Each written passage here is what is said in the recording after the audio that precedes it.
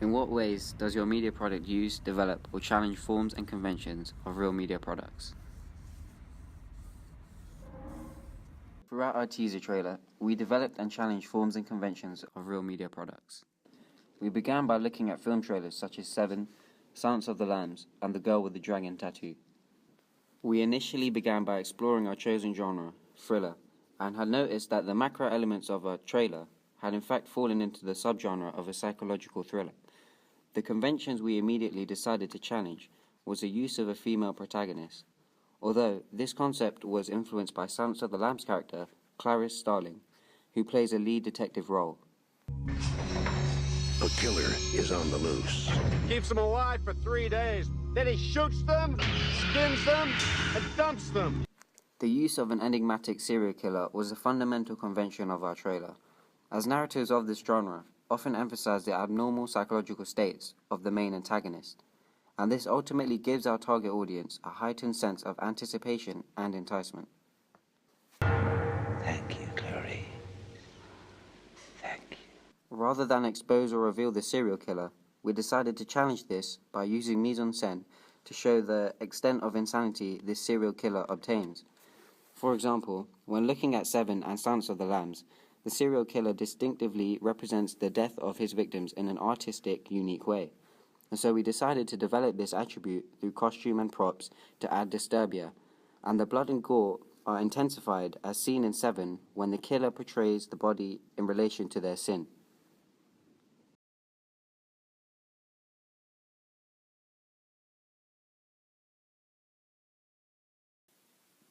We then incorporated this idea into our teaser trailer to allow our audience to relate to and recognize the nature of our genre that shows typical conventions of psychological thrillers. Another crucial element of mise-en-scène would be the use of low-key lighting throughout all 3 trailers.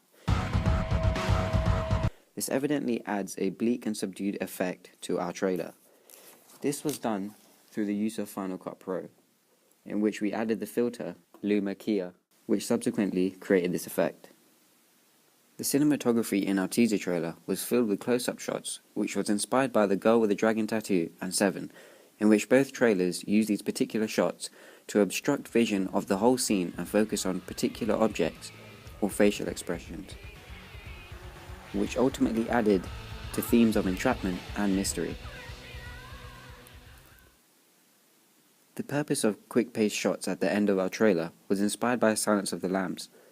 This sequence of quick cuts gets our audience on edge. Furthermore, this was also accompanied with diegetic soundtrack that trailers flawlessly entwine into their trailers to synchronize with their shots. We found this to be a common convention in film trailers, especially in thrillers, which is why we developed this idea into our trailer.